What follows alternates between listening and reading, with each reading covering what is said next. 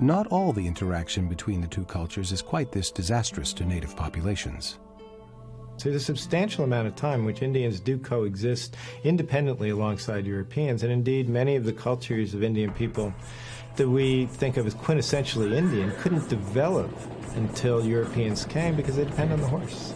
And so plains nomadism is just as much a product of this history of contact as anything that happens in the rest of the United States.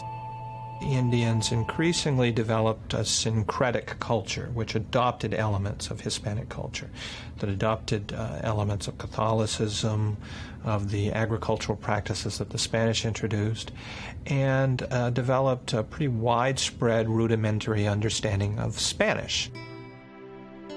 Intermarriage was frequent. Men living alone in a strange land craved companionship. Then, too, there was a desperate need for labor that only the native population could fill. But what of the quest of the Spaniards for new reaches?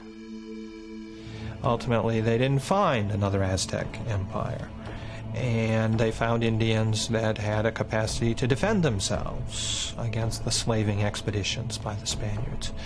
So by about 1560 or so, they concluded that the rest of North America wasn't really worth the bother. And they had about all they could handle, and indeed they had very profitable colonies in Mexico and Peru. So they concentrated their resources there, and Spanish settlement concentrated in those places that were very prosperous.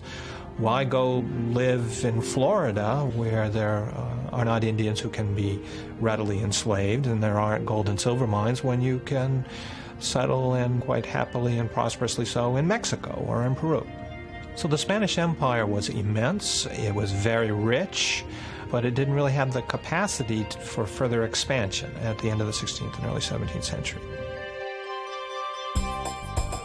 And yet the remnants of this collision between the Spanish and Native American cultures in the 15th and 16th centuries still exists today in parts of the United States and the nations of Central and South America.